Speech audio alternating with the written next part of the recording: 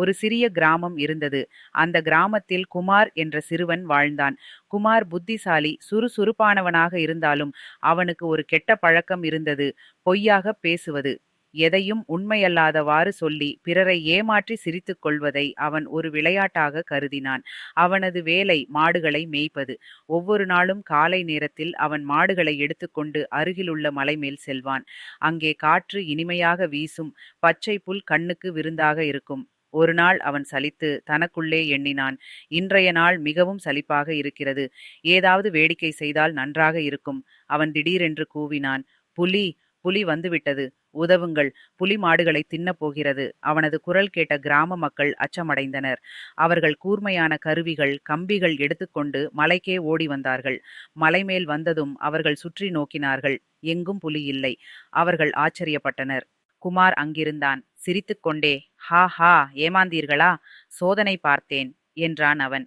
மக்கள் கோபமடைந்தனர். ஒருவர் கூறினார், குமாரா, இப்படி மீண்டும் பொய்யாக கூப்பிட்டால் இனி நாங்கள் வரமாட்டோம். ஆனால் குமார் அவற்றை கேலி செய்தான். அடா, சும்மா விளையாட்டுதானே என்று சொல்லி மீண்டும் சிரித்தான். அடுத்த சில நாட்களிலும் அவன் அதே போலவே செய்தான். மீண்டும் புலி வந்துவிட்டது என்று கத்தினான். ஆனால் இப்போது யாரும் வரவில்லை.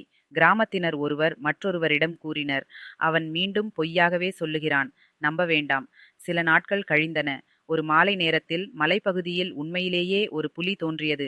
அது மாடுகளை நோக்கி மெல்ல நெருங்கியது. குமார் அதைக் கண்டு பயத்தில் நடுங்கினான். அவன் முழக்கமிட்டான், ஐயோ, உண்மையிலே புலி வந்துவிட்டது! தயவு செய்து உதவுங்கள்! ஆனால் கிராமத்திலிருந்து யாரும் வரவில்லை. மக்கள் சிரித்துக்கொண்டே, இவன் மீண்டும் பொய்யாக கத்துகிறான் என்று கூறினர். புலி மாடுகளில் சிலவற்றை தாக்கியது.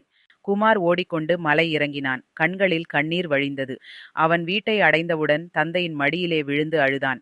தந்தை அமைதியாக அவனை அணைத்துக் கொண்டு சொன்னார், குமாரா, ஒரு பொய்யால் பல உண்மைகள் மதிப்பிழக்கும். ஒருமுறை நம்பிக்கை உடைந்தால் அதை மீண்டும் பெறுவது கடினம். அந்த வார்த்தைகள் குமாரின் இதயத்தில் ஆழமாக பதிந்தன. அந்த நாளிலிருந்து அவன் தனது பழக்கத்தை முற்றிலும் மாற்றிக்கொண்டான். அவன் இனி எப்போதும் பொய் சொல்லவில்லை.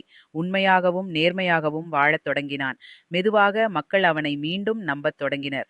குமார் எல்லோராலும் பாராட்டப்பட்ட நல்ல சிறுவனாக மாறினான். மூலக்கருத்து: பொய்யால் நம்பிக்கை அழியும். உண்மையே வாழ்வின் வேராகும்.